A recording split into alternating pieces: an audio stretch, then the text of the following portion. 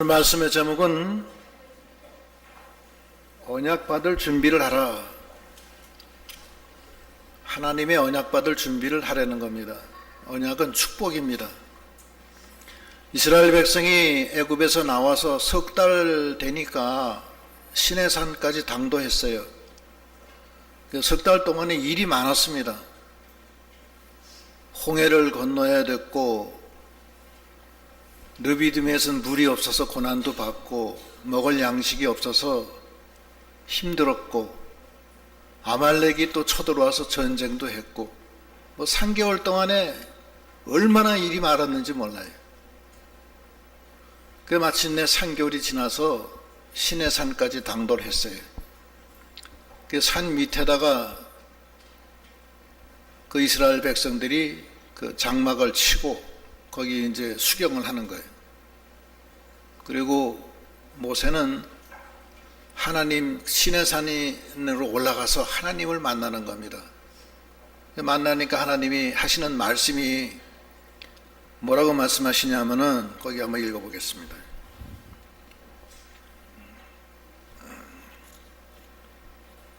3절부터 읽어보시죠. 모세가 하나님 앞에 올라가니 여호와께서 산에서 그를 불러 말씀하시되 너는 이같이 야곱의 집에 말하고 이스라엘 자손들에게 말하라. 내가 애굽 사람에게 어떻게 행하였음과 내가 어떻게 독수리 날개로 너희를 업어 내게로 인도하였음을 너희가 보았느니라. 세계가 다 내게 속하였나니 너희가 내 말을 잘 듣고 내 언약을 지키면 너희는 모든 민족 중에서 내 소유가 되겠고 너희가 내게 대하여 제사장 나라가 되며 거룩한 백성이 되리라.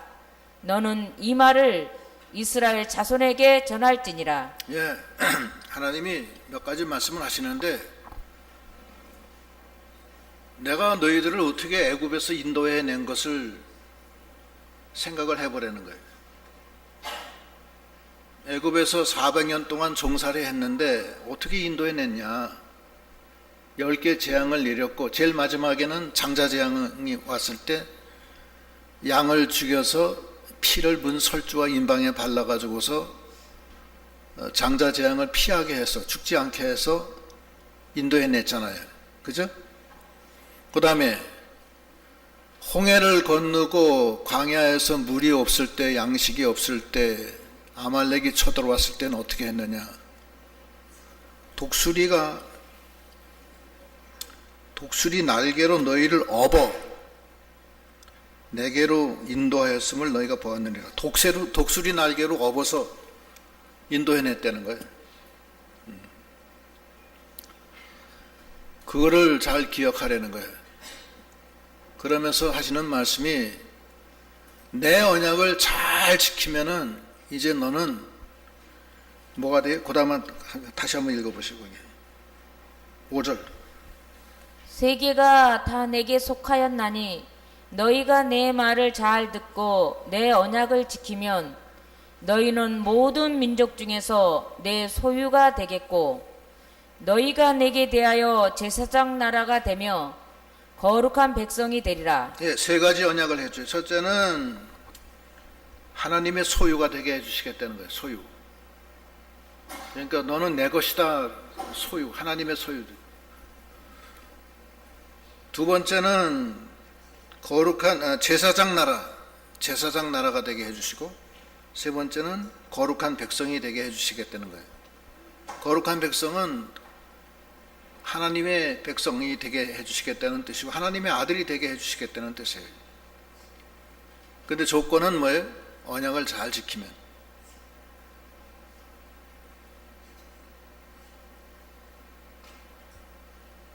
하나님은 우리를 어린 양의 피로 죽음에서 건져주신 거예요. 그리고 독수리 날개로 우리를 홍해도 갈라주시고, 반석에 물도 내주시고, 하늘에서 만나도 내려주시고, 아말렉이 쳐들어와도 모세가 지팡이를 들고 산 위에 올라가서 손을 드니까 이기고, 안 내려오게 하루 종일 붙들으니까 하루 종일 싸워서 이기고 말았어요. 다 끝내고 말았어요. 그런 하나님이신데 신의 산에 올라갔더니만 하시는 말씀이 내 언약을 잘 지키면은 하나님의 소유가 되게 해주시고 하나님의 제사장 나라가 되게 해주시고 거룩한 백성이 되게 해주시겠다는 거예요. 하나님의 아들이 되는 거예요. 그런 약속을 하나님이 주신 거예요. 그러니까 하나님이 그런 분이세요. 우리를 당신의 독생자 피를 십자가의 구속으로 우리를 사망에서 건져주시고 또 이 세상 살 때는 독수리 날개로 우리를 보호해 주시는 거예요. 독수리 날개로. 이사야 41장 10절에서는 어떻게 보호해 줘요? 한번 읽어보시오. 오른손으로 붙들어서 보호해 주신다고 했어요. 읽어보시오. 두려워하지 말라 내가 너와 함께함이라. 놀라지 말라 나는 네 하나님이 됨이라. 내가 너를 굳세게 하리라. 참으로 너를 도와주리라. 참으로 나의 의로운 오른손으로 너를 붙들리라. 예. 이 성경에 여러 군데 있어요. 또 물 가운데 지날 때도 함께 해주시고 불 속에서도 타지 않게 해주신다는 말씀도 있고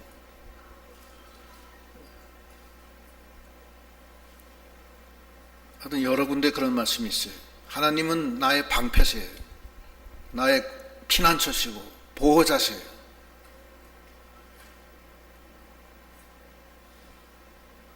하나님은 그런 능력이 있으신 분이에요. 그건 우리 인간이 못하는 것이 많아요. 그 중에는 하나님은 우리 인간 지각에 뛰어나시기 때문에 우리 인간이 생각할 때는 불가능한 일이 하나님은 이루어져요. 없는 것을 있는 걸로 아시고 죽은 자를 산 걸로 아시고 그런 하나님이세요. 그 하나님이 우리를 독수리 날개로 보호해 주시겠다는 거예요. 오른손으로 붙들어 주시겠다는 거예요. 이제 그걸로 끝나는 게 아니라 하나님의 언약을 잘 지키면은 하나님의 소유가 되게 해주시고 하나님의 소유가 된다는 것은 영생입니다. 세상은 다 없어져도 우린 하나님의 소유, 하나님의 소유가 되는 거예요. 그 다음에 제사장 나라, 그 다음에 거룩한 백성이 되게 해주신다는 거예요. 그건 아주 복이에요. 그래서 신명기 28장 1절로 3절에 보면 아예 복을 계속 쏟아봐 주신다는 거예요. 그게 복이에요. 축복이에요. 한번 읽어보세요. 네가 네 하나님 여호와의 말씀을 삼가 듣고 내가 오늘 네게 명령하는 그의 모든 명령을 지켜 행하면 네 하나님 여호와께서 너를 세계 모든 민족 위에 뛰어나게 하실 것이라. 네가 네 하나님 여호와의 말씀을 청종하면 이 모든 복이 네게 임하며 네게 이르리니 성읍에서도 복을 받고 들에서도 복을 받을 것이며. 예, 됐어. 거기까지 4절 5절 6절 쭉 복을 받고 그래요. 냄비 끓듯이 축복이 그렇게 넘친다는 거예요. 냄비가 뜨거우면 넘치듯이 보글보글 하면서 복이 막 넘쳐나죠. 하나님은 복의 근원이시고 우리에게 죄를 다 사해 주시고 또 우리에게 생명을 주시고 우리를 당신의 소유로 삼아서 당신 자녀로 삼아 주시고 하늘나라를 우리에게 유업으로 당신의 그 유산으로 우리에게 남겨주신다는 거예요. 얼마나 좋아요.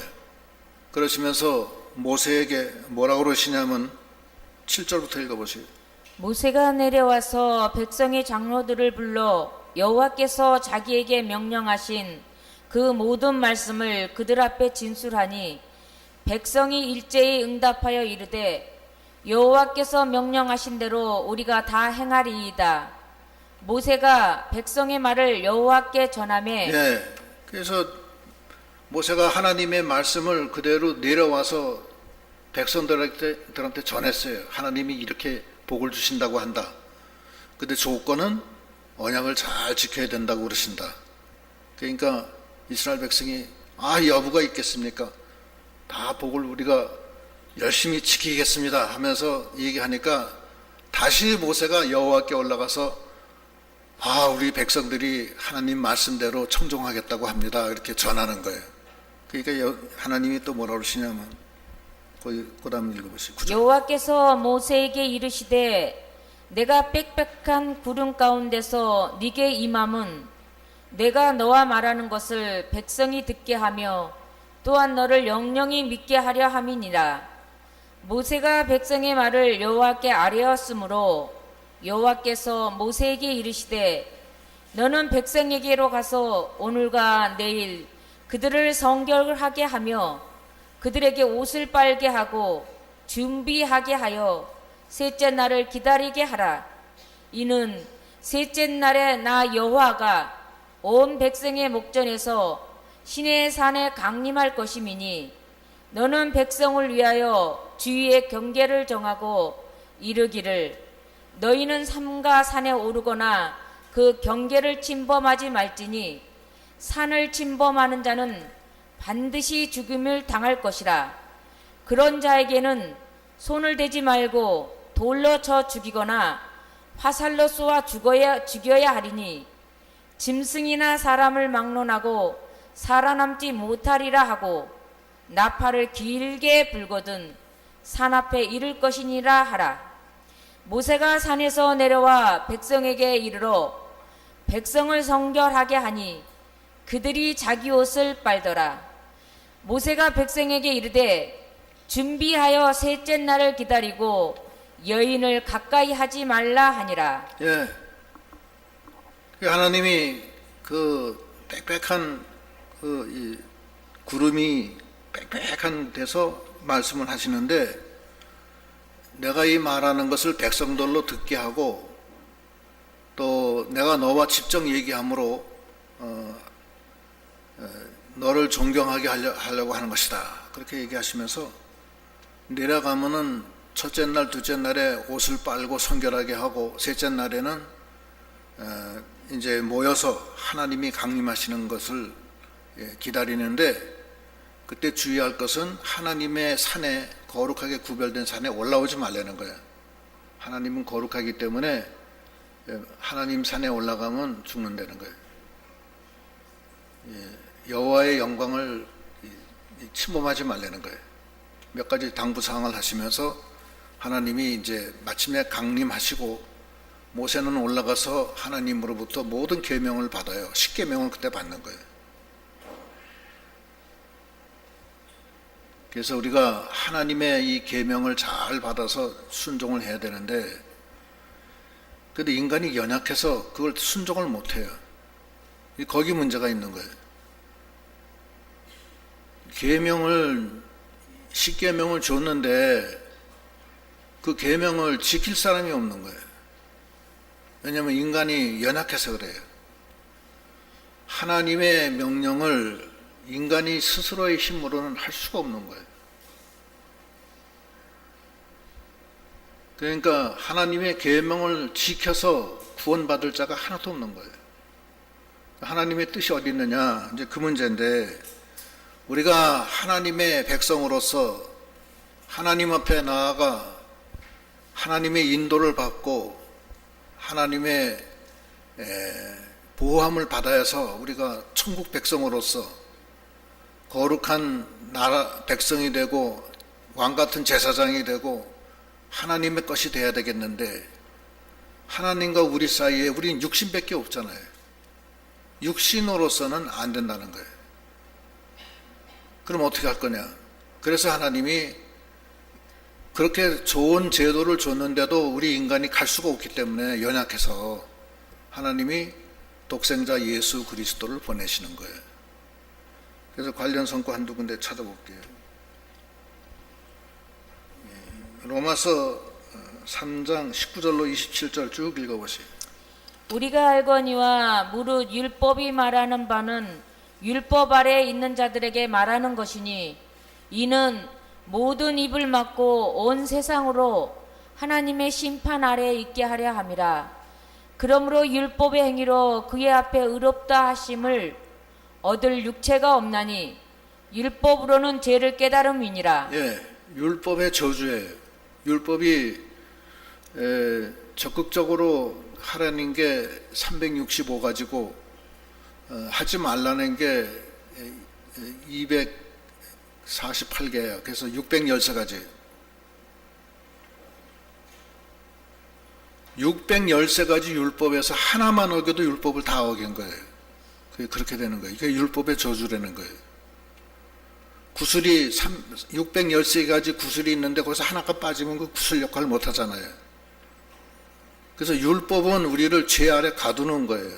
정죄하기 위한 거예요. 너는 죄인이다. 율법은 우리가 죄인이라는 것을 깨달으라는 거예요.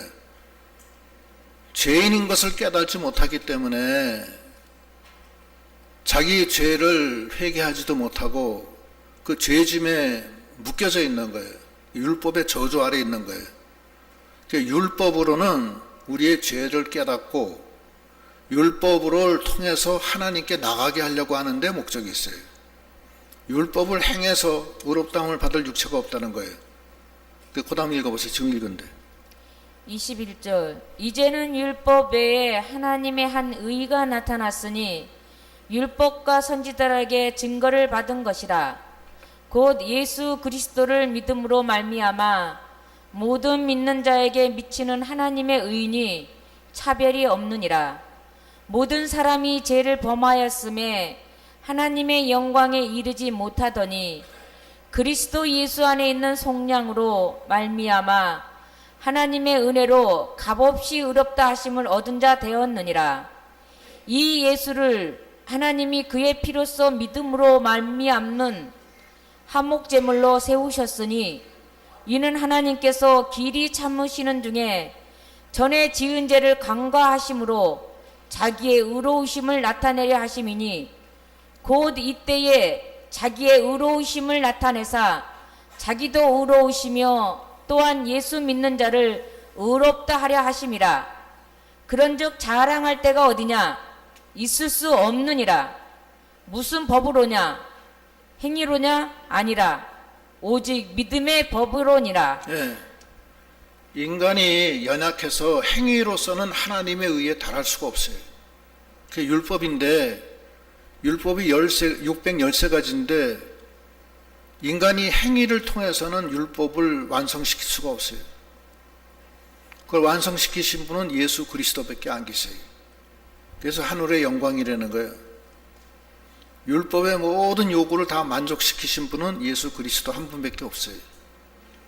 그러면 우리는 어떻게 해야 되느냐? 우리가 행위로서 하나님의 율법을 만족시킬 수가 없기 때문에 하나님의 의가 나타났으니 완전한 의를 이루어서 우리 대신 죽어주신 예수를 믿음으로 말미암아 의롭다 됨을 얻는 거예요. 그 칭의, 의롭다 칭함을 얻고 우리가 죄인이지만 하나님께서 그 죄를 간과하신다. 간과라는 것은 그냥 쳐다보지도 않는다는 거예요. 그냥 간과한다.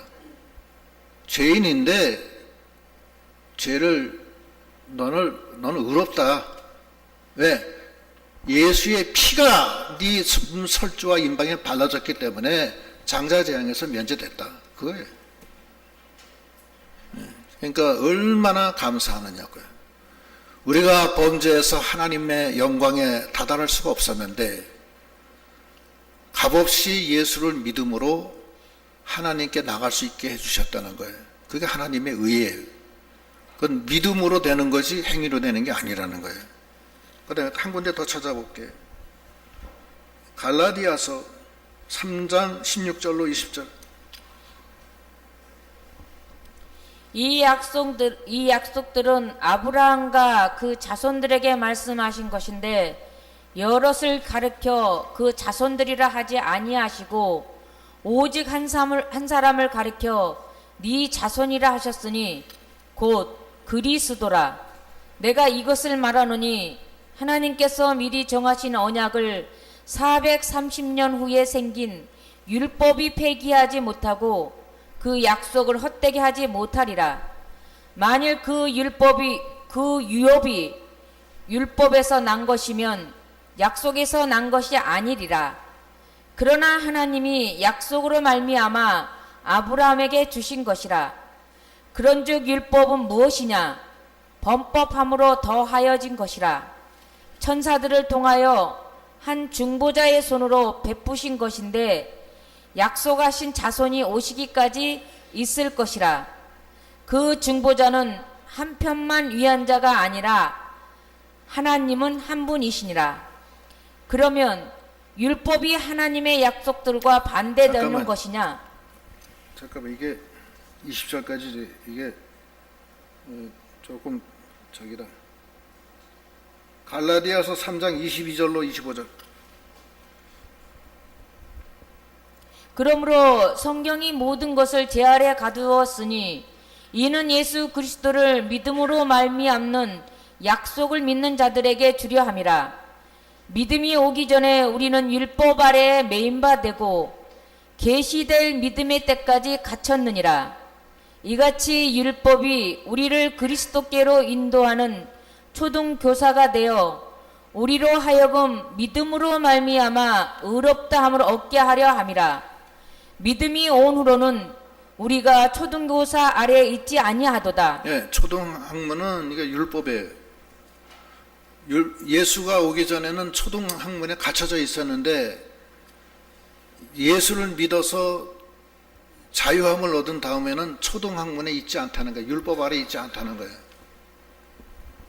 그래서 이 하나님께서 우리가 범죄해서 하나님의 영광에 이르지 못했는데 불쌍해서 예수님을 보내서 예수 안에서 값없이 믿음으로 우리 죄를 다 사해 주시고 죄를 간과하시고 하나님이 우리가 의인이 되지 못했는데 예수의 의로 피를 갖다 뿌려서 예수의 피, 영원한 속죄의 피를 뿌려서 우리를 의인으로 삼아 주셨다는 거예요.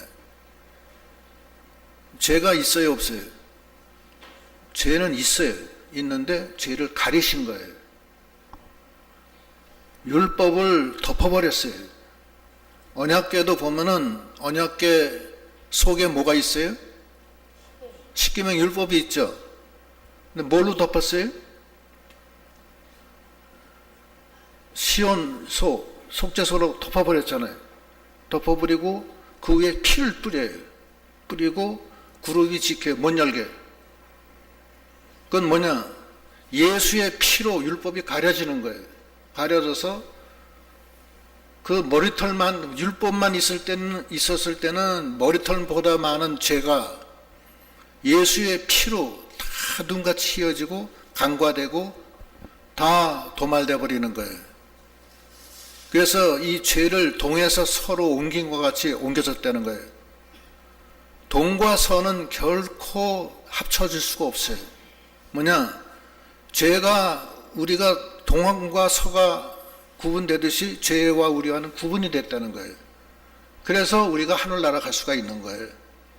죄를 가지고서는 하나님 앞에 못 나가요. 옷을 빨고 성결하게 해서 내 율법을 받으라고 그랬는데 옷을 빨고 성결하게 한다고 해서 죄가 가려지냐고요. 그건 율법인데 그걸로 안 되고 온전한 예수 그리스도의 피로 죄 사함을 받는 거예요. 영원한 속죄소, 영원한 속죄를 받는 거예요. 그래서 과거, 현재, 미래의 모든 죄가 예수의 피로 다 덮어버리는 거예요. 그래서 언약궤가 예수의 피로 덮어진 거예요. 그리고 그룹이 그걸 막고서 못 열게 해요. 베스메스 안수가 베스메스로 올라가서 거기 이스라엘 백성들이 율법 그 언약궤 안을 쳐다보다가 5만 몇백 명이 죽었어요. 왜냐하면은 쳐다보지 말라는 거예요. 더 이상 하나님도 간과하시고 하나님이 너를 의롭다 하셨는데 왜 자꾸 과거의 율법을 생각해서 그렇게 하느냐. 예수님이 안식일 어겼다고 이스라엘 백성이 예수님을 십자가에 죽여요. 그게 말이 되느냐고요. 그렇게 하면 안 된다고요. 그러니까 이 율법과 복음의 그것을 분명히 알려는 거예요. 그래서 그 주님의 주님을 영접한다는 건 성령을 받는 거고 예수의 피값으로 우리가 하나님의 것이 되는 거예요. 예수의 피값으로. 예수의 피값으로 우리가 거룩한 백성이 되는 거예요. 예수의 피값으로 우리가 제사장이 되는 겁니다. 왜냐? 예수의 피가 아니면 우리 죄가 사함을 받을 길이 없어요. 우리 속에는 이미 죄악이 있어요. 내 속에는 육신의 법을 따라가는 죄성이 있다고요. 죄의 법을 따라가는 게 있고, 또 다른 한쪽에 또 뭐가 있어요? 하나님의 법을 따라가는 성령이 계세요. 그러면 내 속에 나는 공고한 사람이라는 거예요. 아까 오전에도 로마서 7장 읽었지만 공고해. 왜 그러냐면 내 속에 나는 옳게 행하려고 그러는데 내 속에 또 육신의 법, 죄의 법이 나를 자꾸 끌고 내려간다는 거예요. 그래서 나는 공고한 사람이라는 거예요. 그러나 로마서 8장 1절에는 그러나 예수 그리스도 안에서 성령으로 나가는 사람은 정죄함이 없고 율법의 요구를 다 만족시키고 생명의 성령의 법이 죄와 사망에서 너를 해방시켜 주시고 생명과 평안으로 인도해 주신다는 거예요. 핵심은 뭐냐? 하나님의 언약은 우리를 예수 그리스도께로 인도하는 몽학선생이고, 하나님의 언약은 우리가 죄인이라는 것을 깨닫게 하는 것이고, 하나님의 언약은 우리를 심판하는 죄 아래 가두는 굴레예요. 우리가 죽을 때 다 하나님의 언약으로 불신자들은 다 죽습니다. 다 그건 심판받아서 지옥 가요. 그런데 우리는 그 언약을 다 지키지 못했지만 값없이 예수의 피로 의롭다함을 받고 정죄함이 없고 생명의 성령의 법이 죄와 사망에서 우리를 해방시켜 주시는 거예요. 나아만 장군이 문둥병에 걸렸어요.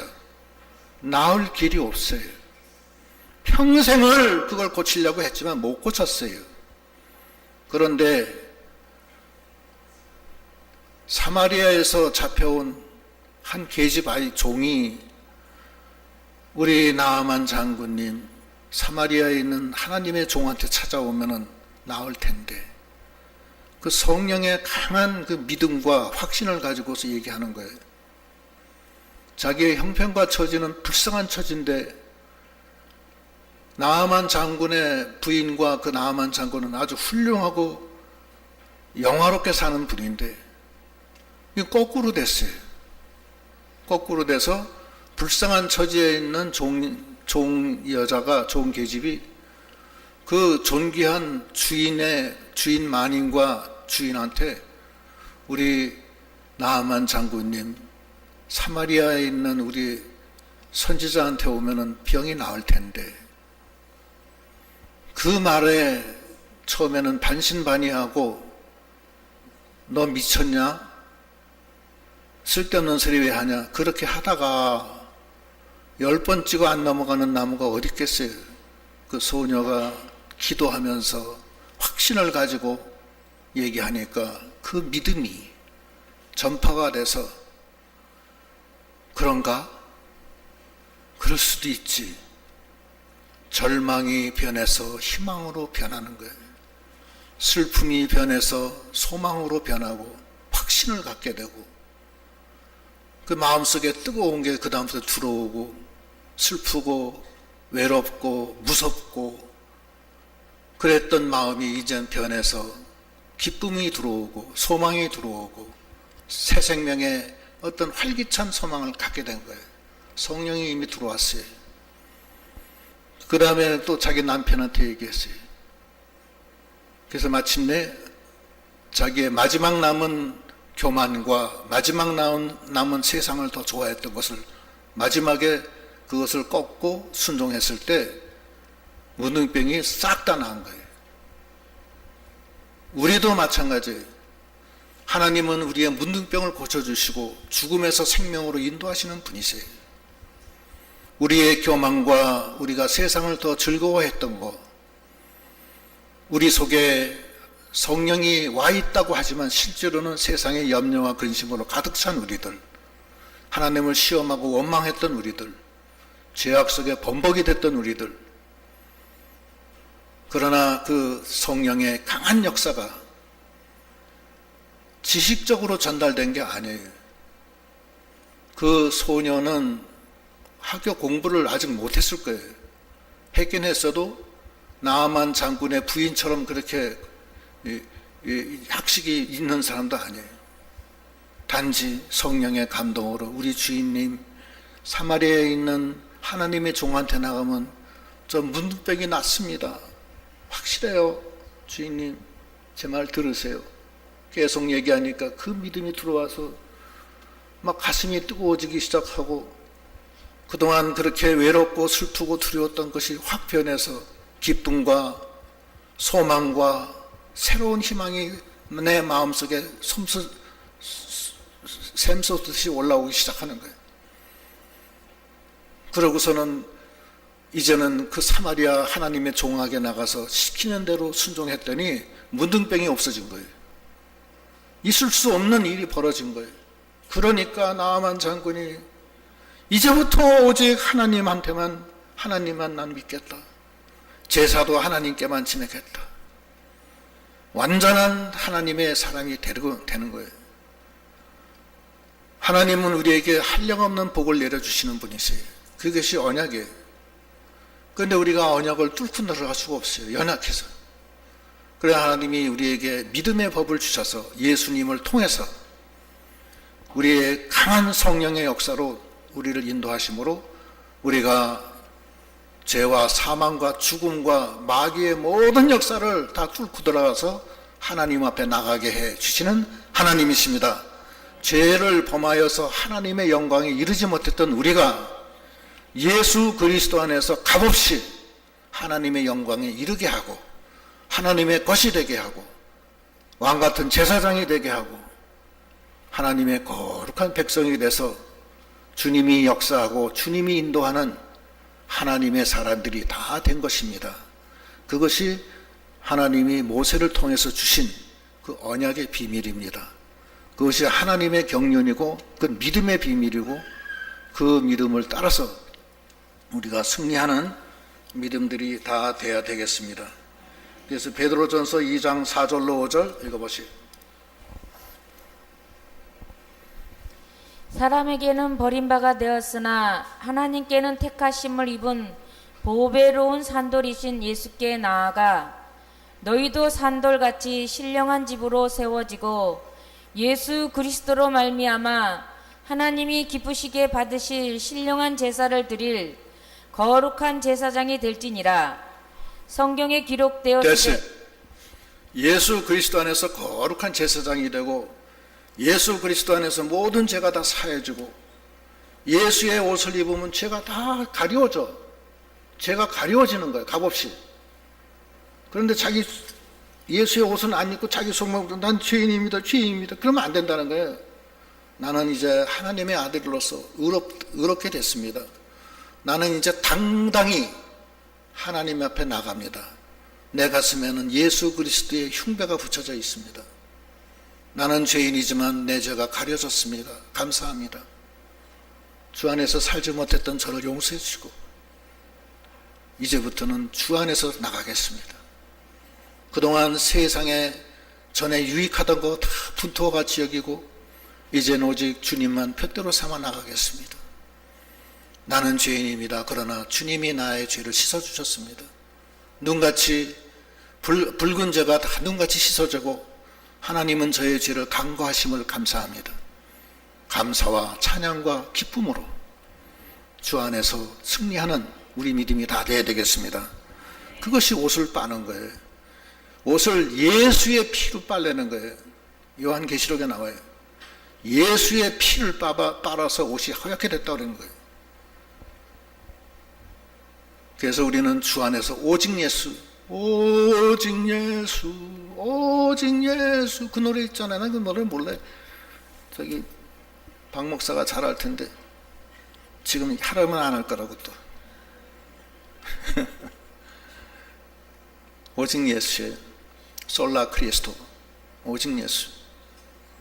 그래서 오직 예수로 나가는 그런 믿음이 돼서 정말 눈같이 그 머리털보다 많은 죄가 다 씻어지고 무능병에 걸려서 낭만과 슬픔과 두려움과 괴로움에 있었던 우리들 아닙니까? 주 안에서 그것이 말끔하게 순종으로 요단강물로 씻어지는 놀라운 역사가 우리 각자의 심령 안에 있으시기를 축원합니다. 이제 잠깐 기도하시겠습니다.